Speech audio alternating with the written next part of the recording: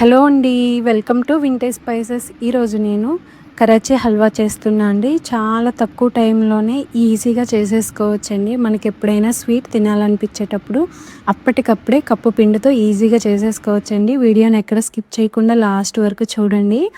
దీనికోసం cup cornflour తీసుకున్నా అండి. కప్పు పిండికి 2 కప్పులు వాటర్ చొప్పున తీసుకోవాలండి. ఈ వాటర్ అనేది ఒకేసారి వేసుకోకుండా కొంచెం కొంచెంగా వేసుకుంటూ ఎక్కడ ఉండలు లేకుండా బాగా కలుపుకోవాలండి పిండిని. చూడండి మంచిగా కలుపుకున్నాం కదా! ఇప్పుడు ఇందులో మిగతా వాటర్ వేసి ఒకసారి కలిపి పక్కన పెట్టేసుకోవాలండి. ఇప్పుడు పాన్‌లో కప్పు పిండికి 2 కప్పులు చొప్పున షుగర్ అనేది తీసుకోవాలండి. పక్కా కొలతలైతే అదే. బట్ నేను కొంచెం షుగర్ తక్కువ తీసుకుంటా కనుక కప్పున్నర షుగర్ వేసుకున్నా. అలాగే అందులో ఒక హాఫ్ కప్ వరకు వాటర్ వేసుకొని లో ఫ్లేమ్‌లో షుగర్‌ని కరిగించుకోవాలండి. ఇలా బబుల్స్ రావడం స్టార్ట్ అయినప్పుడే మనం కలిపి పెట్టుకున్న కార్న్‌ఫ్లోర్ వాటర్ అనేది వేసి లో ఫ్లేమ్‌లో కలుపుతూనే ఉండాలండి.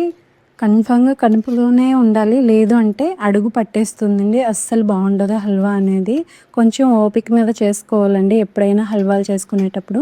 ఇలా పాన్ నుంచి సపరేట్ అవ్వడం స్టార్ట్ అవుతున్నప్పుడే 3 స్పూన్ల వరకు నెయ్యి అనేది వేసుకొని ఇంకో 2 నిమిషాలు బాగా కలుపుతూ కుక్ చేసుకోవాలండి.